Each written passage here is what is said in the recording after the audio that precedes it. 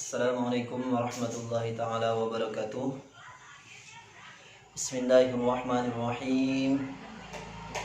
Qala al-musannifu rahimahullahu ta'ala wa nafa'ana bihi wa bi'ulumihi fid dharain amin. Rabbi shrah li sadri wa yassir li amri wahlul 'uqdatam min lisani yafqahu qawli. Alhamdulillah, ta'lim kita kedua pada hari ini bisa terlaksana kembali. Mudah-mudahan apa yang kita pelajari bisa kita amalkan dalam kehidupan kita sehari-hari. Mudah-mudahan Ustadz dan Ustadzah SMP CMI Madinatul Ilmi selalu diberikan kesehatan badan, dimurahkan rezeki, serta dimudahkan urusan. Dan tak lupa pula siswa-siswi SMP CMI, mudah-mudahan selalu dimudahkan dalam belajar, dimudahkan dalam menghafal, serta bisa mengamalkan apa-apa yang menjadi kewajiban kita sebagai penuntut ilmu. Berbicara tentang minggu tadi, ta'lim minggu tadi, yaitu kita berbicara tentang akhlak terpuji dan akhlak yang tercela. Jadi kita sebagai penuntut ilmu, kita harus mengetahui mana akhlak yang terpuji, mana akhlak yang tercela. Jika kita tidak mengetahui, bagaimana kita bisa mengamalkan mana yang baik, mana yang buruk. Jadi sambungan untuk pembelajaran kita hari ini, yaitu ta'lim kita pada hari ini, di halaman 7. As-Said Al-Imam Al-Ajani Asy-Syahid Nasiruddin Abdul Qasim telah menyusun kitab yang membahas tentang akhlak. Nah, kitab tersebut sangat bermutu dan perlu dibaca, karena setiap muslim wajib memelihara akhlaknya. Jadi akhlak ini adalah salah satu kewajiban bagi kita sebagai muslim, muslimat, agar bisa memiliki akhlak yang baik. Sebagaimana Rasulullah sallallahu alaihi wasallam, "Innama bu'istu liyutammima makarimal akhlak." Rasulullah sendiri diutus juga untuk menyempurnakan akhlak. Bagaimanapun kecerdasan kita, kepandaian kita, kealiman kita, jika tidak didasari dengan akhlak yang baik, akhlak yang buruk, maka keberkahan hidup di dunia dan akhirat tidak akan kita peroleh. Adapun mempelajari amalan agama yang dikerjakan pada saat-saat tertentu, hukumnya fardu kifayah. Jadi kan kita berbicara tentang ilmu fardu ain, ilmu dasar, ilmu keadaan yang wajib kita tuntut sebagai individu, namanya ilmu fardu ain, yaitu individu yang wajib kita kerjakan. Kemarin kita sudah berbicara tentang sholat wajib. Di sini ada ilmu-ilmu yang hukumnya fardu kifayah. Jika di suatu daerah sudah ada orang yang mempelajari ilmu tersebut, maka yang lain terbebas dari kewajiban. Nah, jadi itu maknanya fardu kifayah itu. Jika di satu daerah ada yang ahli, misal tentang ahli kedokteran, ahli bedah, satu daerah sudah ada, maka yang lain tidak wajib lagi, tidak menuntut belajar tentang ilmu kedokteran, yaitu ilmu bedah, karena sudah ada orang lain. Tapi jika kita menginginkan juga sangat baik. Maka jika di suatu daerah tidak ada seorang pun yang mempelajarinya, maka semua penduduk daerah itu akan berdosa. Nah, jadi misal misal ada orang mati, sedangkan satu kampung daerah itu tidak ada yang bisa menyolatkan fardu sholat jenazah, maka satu daerah itu akan mendapatkan dosa. Tapi jika ada yang melaksanakannya, maka yang lain yang tidak melaksanakannya juga tidak berdosa, karena sudah terwakilkan orang yang telah melaksanakannya. Oleh karena itu, pemerintah berhak memaksa mereka untuk melaksanakannya. Nah, jadi pemerintah berhak menyuruh kita untuk belajar jika di satu daerah itu tidak ada yang bisanya. Dikatakan bahwa mempelajari amalan ibadah yang hukumnya fardu ain itu ibarat makanan yang dibutuhkan setiap orang. Jadi ilmu fardu ain tadi ibarat makanan yang dibutuhkan setiap orang. Jadi jika kita tidak makan, maka kita akan binasa. Seperti itu juga ilmu fardu ain, seperti misalnya berbicara tentang sholat, yang mudah-mudah saja yaitu sholat wajib. Jika kita tidak melaksanakan sholat wajib, maka kita akan berdosa. Sedangkan mempelajari amalan yang hukumnya fardu kifayah itu ibarat obat yang mana tidak dibutuhkan oleh setiap orang dan penggunanya pun pada waktu-waktu tertentu. Jadi seperti obat itu. Jadi kita yang sehat tidak perlu meminum obat. Jika kita sakit, maka kita diperintahkan untuk meminum obat. Nah, jadi seperti itu fardu kifayah. Sedangkan ilmu nujum itu hukumnya haram. Ilmu nujum itu ilmu meramal kejadian yang akan datang, misalnya terjadi seperti ini, itu hukumnya haram. Karena ia diibaratkan penyakit yang sangat membinasakan, membahayakan. Kenapa? Karena ditakutkan syirik, karena mendahului Tuhan, mendahului Allah, ditakutkan kita kelak syirik. Maka mempelajari ilmu nujum itu hanyalah sia-sia dan tidak bermanfaat, karena lari dari takdir Allah Subhanahu wa Ta'ala tidak mungkin. Jadi ilmu nujum yang seperti ini meramal, jika kamu hari ini seperti ini, maka kamu akan terjadi seperti ini dan itu,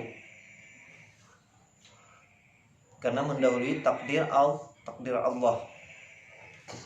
Maka hendaklah bagi setiap muslim untuk mengisi seluruh waktunya dengan berzikir kepada Allah Subhanahu wa Ta'ala, berdoa, memohon, serta merendahkan diri kepadanya. Jadi otak kita ini diisi dua aja. Yang pertama menuntut ilmu, dan yang kedua beribadah, berzikir kepada Allah. Jadi dua itu aja yang ada dalam otak kita nih. Membaca Al-Quran dan bersedekah supaya terhindar dari mara bahaya, serta memohon kepada Allah Subhanahu wa Ta'ala kemaafan dan afiat di dunia dan di akhirat.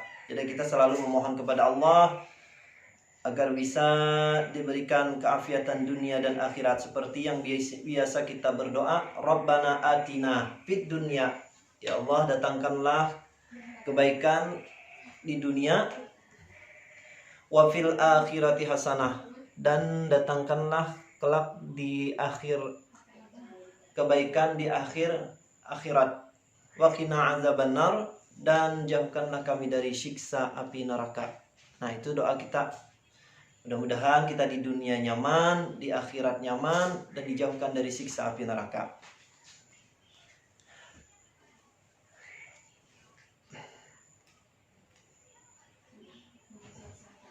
Karena orang yang berdoa akan dikabulkan.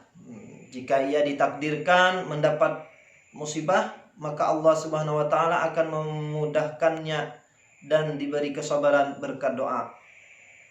Ya Allah, jauhkan ulun dari bala ini, bencana ini. Ternyata terjadi bencana, terjadi bala kepadanya, maka Allah akan memudahkannya dan diberi kesabaran berkat doa tadi. Maka dia akan menganggap bala musibah itu pasti ada kenikmatan yang ada di dalamnya. Nah, seperti itu. Jadi Allah memudahkannya, karena dia menganggap bala dan musibah itu adalah suatu cobaan yang Allah berikan kepadanya. Boleh mempelajari ilmu nujum. Nah, boleh mempelajari ilmu nujum, yaitu ilmu falak atau ilmu hisab, untuk mengetahui arah kiblat dan waktu-waktu sholat. Jadi boleh kita Jadi ilmu falak atau ilmu hisab ini untuk mengetahui arah kiblat. Di mana arah kiblatnya nih? Nah, itu kalau di ilmu hisab atau ilmu falak kita bisa menghitungnya. Atau waktu-waktu sholat juga kita.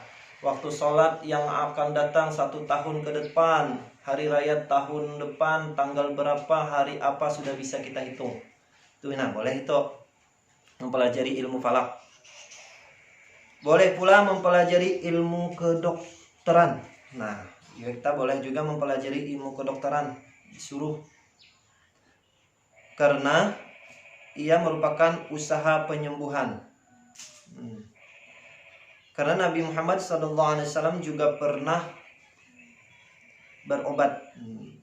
Diceritakan dari Imam Asy-Syafi'i bahwasanya beliau berkata, ilmu itu ada 2, yaitu ilmu fikih untuk mengetahui hukum-hukum agama dan ilmu kedokteran untuk memelihara badan. Ilmu fikih misalnya makan babi haram. Di ilmu kedokteran apa garang kenapa jadi haram itu menurut agama makan babi? Nah, itu dijelaskan di kedokteran. Adapun arti ilmu adalah satu sifat yang dengan sifat tersebut orang yang memilikinya akan menjadi jelas. Nah, jadi jelas, terarah, sesuatu yang disebutkan. Nah, maksudnya jelas arahnya, ini haram, misalnya ini boleh, ini tidak boleh, ini sunnah, ini makruh. Nah, sedangkan ilmu fikih adalah ilmu untuk mengetahui hukum-hukum agama secara terperinci. Imam Abu Hanifah rahimahullah ta'ala berkata, ilmu fikih adalah ilmu untuk mengetahui mana yang berguna bagi seseorang dan mana yang membahayakan. Jadi kan kita tahu, oh ini boleh, ini tidak boleh, ini sunnah, ini makruh tadi. Dan beliau berkata pula, tidak ada atau tidak berguna ilmu kecuali untuk diamalkan. Sedangkan mengamalkannya berarti meninggalkan dunia untuk meraih kebahagiaan di akhirat. Artinya kita harus untuk mengamalkan ilmu yang kita dapat. Sedangkan mengamalkannya berarti meninggalkan dunia untuk meraih kebahagiaan di akhirat. Jadi kita untuk mengamalkan bukan berarti kita meninggalkan dunia.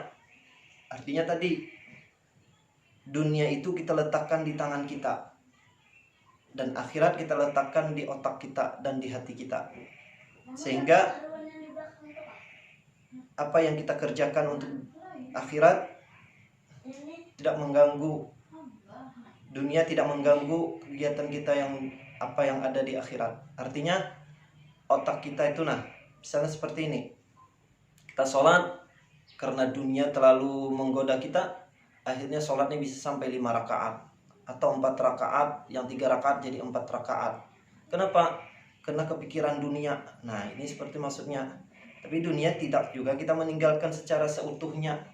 Nah, karena kita perlu hidup di dunia. Karena ad-dunya mazra'ul akhirah, tempat bercocok tanam kelak kita panennya di akhirat. Maka hendaklah bagi setiap muslim untuk tidak melupakan hal-hal yang bermanfaat dan yang membahayakan dirinya di dunia dan di akhirat. Maka itu ia harus belajar ilmu yang bermanfaat dan menjauhi ilmu yang tidak berguna agar akal dan ilmunya tidak membahayakan dirinya dan menambah siksanya. Kita berlindung kepada Allah Subhanahu wa taala dari kemurkaan dan siksanya.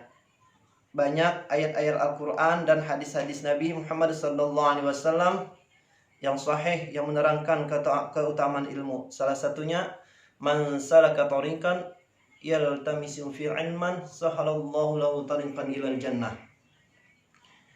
Orang yang menuntut ilmu, makhluk Allah, pohon, hewan, semuanya berdoa untuk kita sebagai penuntut ilmu.